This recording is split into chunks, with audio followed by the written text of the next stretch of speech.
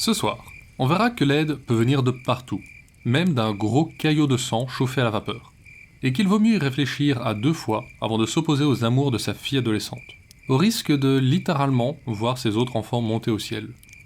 D'ailleurs, si en vous promenant dans les landes de l'Irlande, vous entendez des cris déchirants dans la nuit, c'est probablement la créature du soir qui avertit quelqu'un du même risque.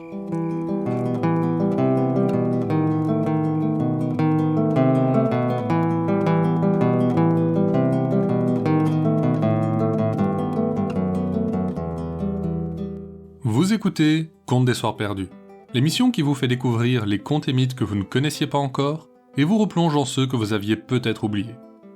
Pour ce 8e épisode, Histoire de famille, on se plonge dans le folklore fascinant des Amérindiens des Grandes Plaines, une des plus grandes aires culturelles de l'Amérique précolombienne, et celle à laquelle vous pensez quand vous imaginez tipis et immenses troupeaux de bisons.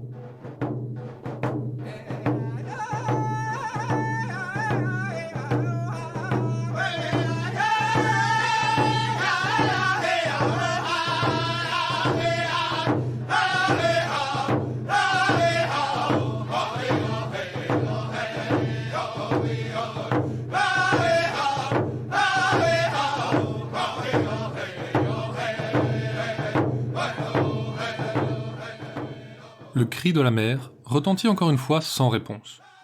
Sa fille aînée s'était encore éclipsée. Il n'y avait pas un jeune homme dans le village qui ne soit pas à genoux devant la beauté de ses traits. Mais pour la mère, elle était la plus inutile de ses 9 enfants. Les 7 garçons étaient partis se couvrir de gloire sur le chemin de la guerre.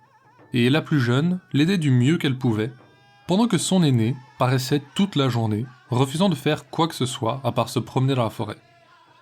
Jusqu'ici, la femme s'était dit que sa fille espérait ainsi se faire oublier, et s'écorver avec. Mais elle avait plus de 16 ans désormais, et une autre idée lui vint en tête un matin. Quand l'aînée fut partie dans la forêt, elle se tourna vers la cadette, et lui demanda de la suivre. « Ne la laisse pas te voir, mais rapporte-moi si elle rencontre quelqu'un dans ces bois. » La petite partit, mais elle ne fut pas longue à revenir, des larmes plein les yeux. « Alors, qu'as-tu vu ? Rencontre-t-elle quelqu'un ?» La petite hocha la tête. « Et que faisait-il ?»« Elle s'est assise au bord du petit ruisseau, mère. On aurait dit qu'elle attendait quelqu'un. Puis, il est sorti des fourrés et s'est jeté sur elle. Je pensais qu'il l'attaquait, mais elle riait. Ils se sont roulés au sol et ses rires ont changé. Mais j'avais trop peur qu'il me voie, alors je suis parti. »« Et qui était-ce ? Un garçon du village ? Le connais-tu ?» La petite fille non de la tête. « D'un autre village, alors ? Il avait l'air de venir de loin ?»« D'aucun village, mère. Ce n'était pas un homme, mais un ours. » Les jambes de la mère ne la supportèrent plus, et elle s'effondra. C'était bien pire que ce qu'elle pensait. Elle en parla à son mari, quand il revint de la chasse, qui alla en parler à tout le village. Tant pis pour la honte, il y avait plus important. Tous compatirent à son malheur, et, avec leur arc à la main, ils partirent vers le petit ruisseau. Là se trouva encore l'ours, seul, un gigantesque grizzly qui gronda en les voyant arriver. Mais une pluie de flèches s'abattit sur lui, et il s'affaissa sur le sol, mort. Les chasseurs retournèrent au village pour annoncer la nouvelle, et la jeune fille hurla de désespoir. Elle s'arrachait les cheveux pendant que les larmes ravageaient son visage. Après un temps, les hurlements cessèrent, mais pas les pleurs. Et la cadette finit par avoir pitié de sa sœur, roulée en boule dans la terre. Elle alla la voir pour tenter de la réconforter. Mais au début, l'autre ne sembla même pas s'apercevoir qu'elle était là. Quand enfin elle remarqua sa présence, elle se tourna avec une flamme étrange dans les yeux. « Petite sœur, si tu veux mon bien, il y a une chose que tu peux faire pour moi. Va au ruisseau où ils ont tué mon aimé, et rapporte-moi une de ses pattes. » Rongé par la culpabilité, l'enfant s'empressa de s'exécuter, malgré la terreur que lui inspirait l'énorme carcasse de l'ours.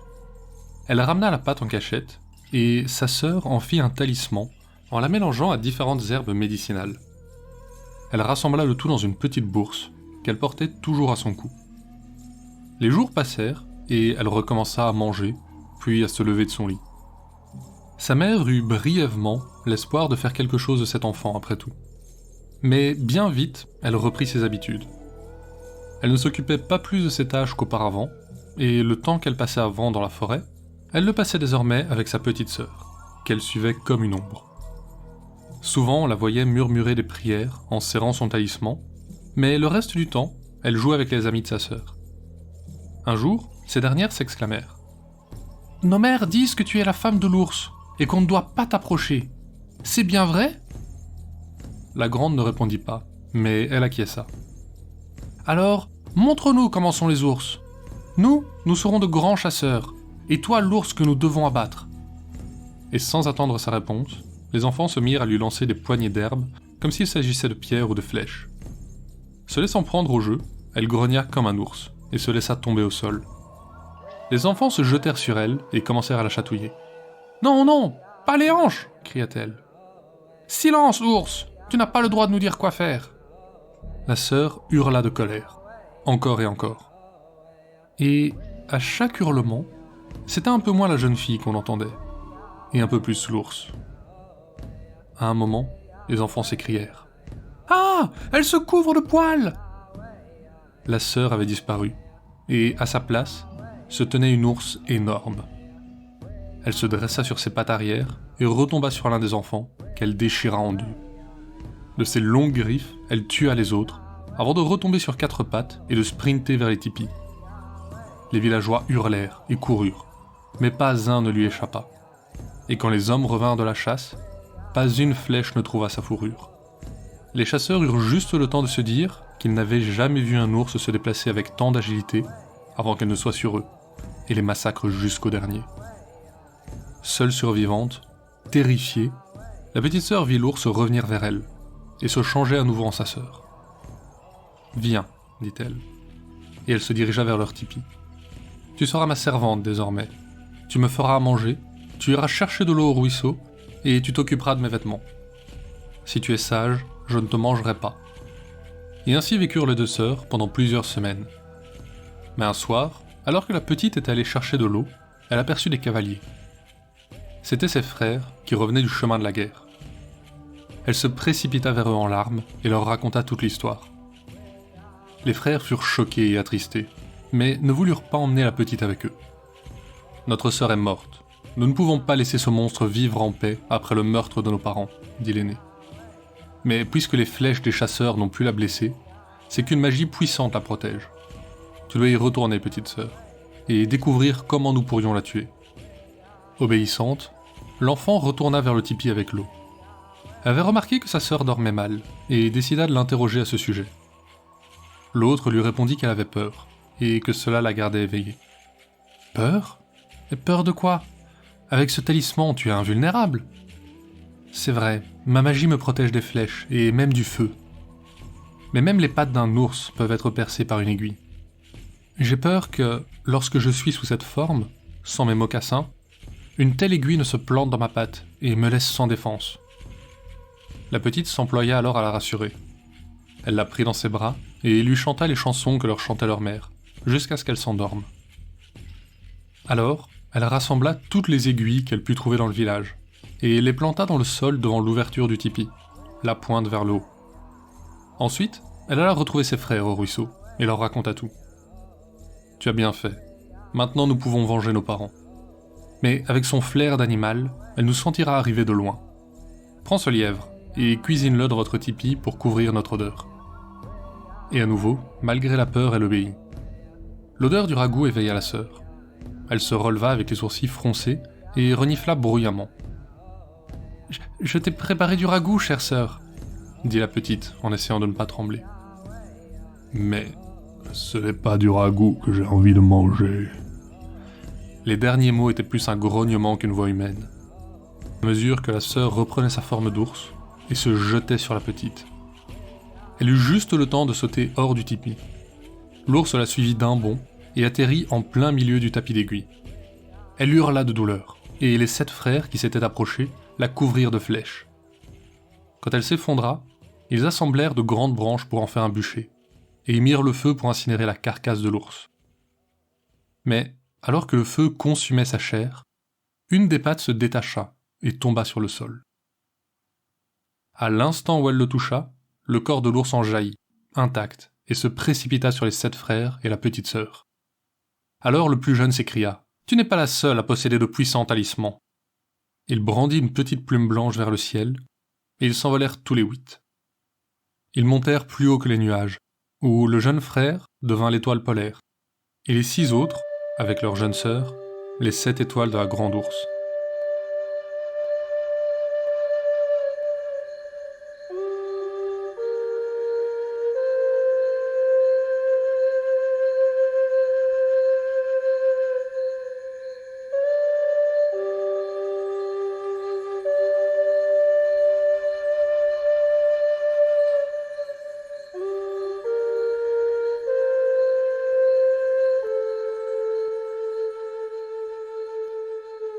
Quelque part dans les grandes plaines, vivait un homme qu'on appelait Blaireau.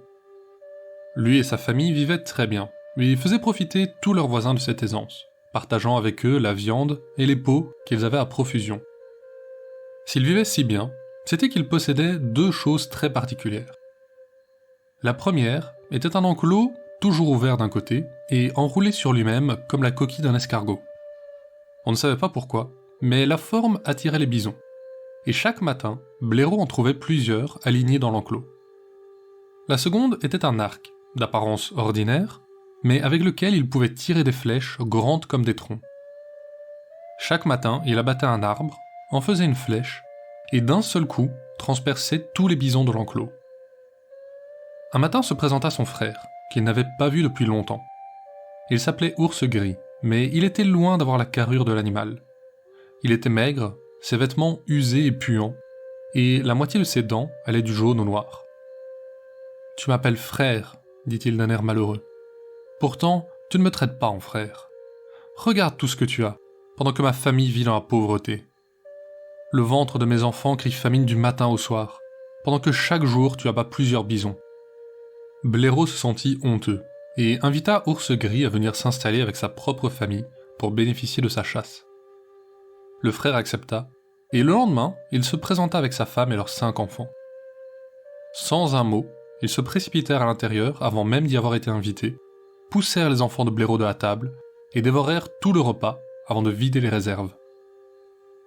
La femme et les enfants de Blaireau le regardaient d'un air atterré, mais il leur dit tout bas que la famille de son frère avait très faim, et qu'une fois rassasiés, ils se conduiraient certainement plus poliment.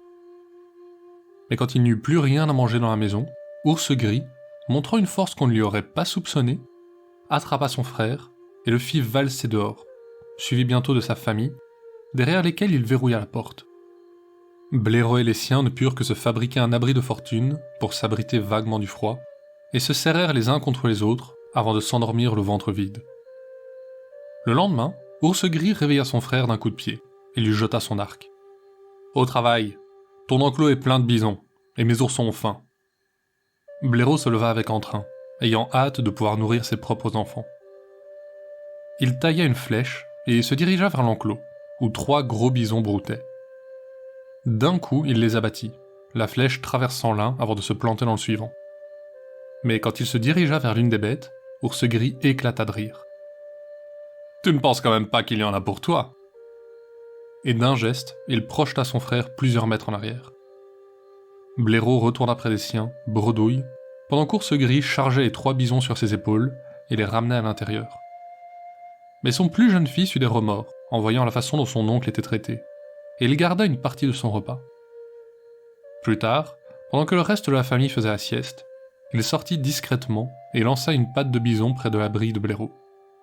Pendant ce temps, ce dernier tentait de rendre l'endroit plus agréable à vivre, ou au moins froid, car pendant la nuit, le vent d'hiver commençait à arriver. Quand il vit la patte, il crut à une bénédiction, mais elle fut vite partie. 1 mois passa ainsi. La famille de Blaireau survivait sur les restes du jeune fils d'Ours Gris, mais chaque matin les voyait se lever plus maigres que la veille. Un jour, après la chasse, Blaireau supplia son frère de le laisser avoir un peu de viande. « Ma famille va mourir sinon. Et qui va chasser pour toi alors ? » « Tu n'es pas irremplaçable, tu sais. Je trouverai juste quelqu'un d'autre pour s'occuper des bisons. » Et à nouveau, il le repoussa violemment avant de s'en aller avec le fruit du travail de Blaireau. Ce dernier atterrit dans une mare de sang de bison. En se relevant, il vit qu'à un endroit, le sang s'était aggloméré en un caillot gros comme sa tête, Il se dit que, faute de mieux, cela pourrait peut-être faire un repas pour ses enfants. Il l'enveloppa dans l'herbe et le ramena chez lui. Il fit un large détour pour ne pas passer trop près de son ancien logis et ramassa des branches et des brindilles en chemin. Quand il fut revenu, il construisit un sauna miniature, posa un petit bassin et alluma un feu au milieu de la construction. Quand il fit bien chaud à l'intérieur, il plaça le caillot dedans et attendit. Mais rapidement, des sons se firent entendre à l'intérieur. On aurait dit que quelqu'un chantait. Il souleva la petite hutte et vit que la voix appartenait à un minuscule être humain. Le garçon du caillot de sang s'étira tranquillement, et à mesure qu'il s'étirait, il grandissait, jusqu'à atteindre une taille normale pour le jeune homme qu'il était. Il était habillé comme un guerrier, avec une superbe peau de biche blanche pour couvrir son torse. « Garçon du caillot de sang, » fit Blaireau, « sois le bienvenu. Mais je regrette de n'avoir à t'offrir que loyauté et honnêteté. Ne t'inquiète pas de ça, ce sont des présents bien plus précieux que n'importe quel trésor. Alors, si tu le veux bien, permets-moi d'être ton père adoptif. » Le garçon accepta avec joie, mais Blaireau se désola alors de ne pas pouvoir donner de banquet pour fêter la nouvelle. Il expliqua l'histoire à son nouveau fils. « Je sais, père, c'est pour cela que je suis venu à vous. Demain, quand Ours Gris viendra vous chercher pour la chasse, ne vous laissez pas intimider, et prenez un bison pour votre famille. » Et le lendemain, Blaireau suivit les instructions. Ours Gris, furieux, le frappa avec une violence qu'il n'avait jamais montrée. Blaireau vola en l'air et rencontra le sol si violemment que pendant un instant, il ne sut plus où il était.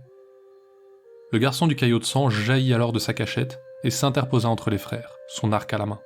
« Pourquoi traites-tu mon père de la sorte ?»« Quoi ?»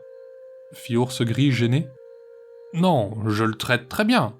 J'insiste toujours pour qu'il prenne la moitié de la viande, mais il... Tu me mens !» Et sur ces mots, il fit un pas en arrière, banda son arc, et planta une flèche dans le cœur d'Ours Gris. L'homme s'effondra, et sa famille, qui était sortie alertée par les cris, s'enfuit vers la maison. Le jeune homme les poursuivit, mais Blaireau s'exclama « Attends, l'un d'eux nous a sauvés de la famine !»« Pas d'inquiétude, père, je saurai le reconnaître. » Et avant que la femme n'ait pu fermer la porte, il s'engouffra dans la maison à leur suite. « C'est moi qui ai donné ma part à Blaireau et sa famille !» s'écria un des fils. Mais un autre reprit « Non, c'est moi ! Menteur, c'était moi !» Leur mère alors les interrompit. « Ils essayent tous de gagner ta sympathie, mais c'est moi qui nourrissais le frère de mon mari, au risque d'essuyer sa colère. » Seul le plus jeune se taisait. Le garçon du caillot de sang leur demanda alors « Vous tous qui prétendez avoir été bons pour mon père, qu'attendez-vous de moi ?»« Ta pitié !» crièrent-ils tous en même temps. « Eh bien, voilà la pitié que vous avez eue pour mon père. » En 4 flèches rapides, il les abattit tous, à l'exception du plus jeune. Lui rentra chez lui, avec assez de provisions pour tenir une année, et Blaireau et sa famille, avec son nouveau fils, purent rentrer chez eux. À nouveau, ils ne manquèrent plus de rien, et en firent profiter leurs voisins. Après quelques années, le garçon du caillot de sang partit pour vivre de nombreuses aventures. Mais ça, c'est l'histoire d'un autre soir.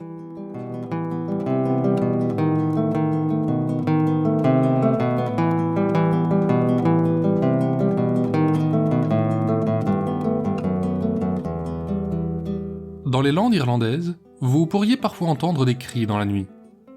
Entre pleurs et mélopées, on les entend à des centaines de mètres à la ronde. Ce sont les cris d'une banshee.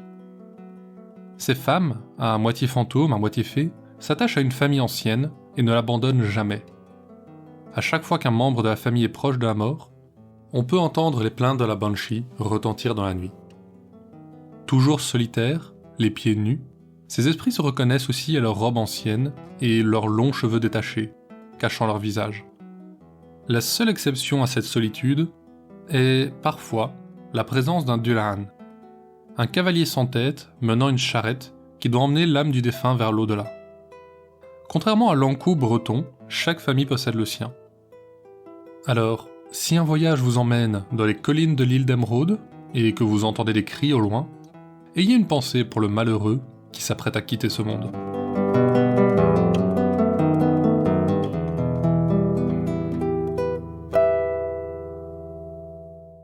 L'amante de l'ours et le garçon du caillot de sang sont des contes Pieds-Noirs et Sioux, 2 tribus des Grandes Plaines. Ils ont été collectés auprès de conteurs de ces tribus pour garder fraîche l'empreinte de ceux qui les ont précédés. Et finalement, pour quelle autre raison racontons-nous des histoires ? Les mots et les lieux changent, mais n'y a-t-il pas un frisson d'émerveillement dans la monumentale entreprise de redire éternellement les légendes du passé ? D'appartenir tous à la même chaîne qui les porte jusqu'à la génération suivante ? Les mythes amérindiens sont d'une richesse fantastique, et on y reviendra bientôt. Mais c'est tout pour ce soir. Contes des Soirs Perdus est une création de Lloyd Blake avec l'aide de Biliana Blake. Vous pouvez nous suivre sur Facebook et Instagram pour plus d'histoires sur les créatures du folklore. L'émission sort tous les jeudis sur vos plateformes de podcast, y compris Deezer et Spotify. La semaine prochaine, on fera la connaissance des géants et des fées qui peuplent l'Irlande. Visiblement, chez ces derniers, les lois sur le travail ne sont pas tout à fait les mêmes que les nôtres, et ils ont une politique d'embauche assez agressive.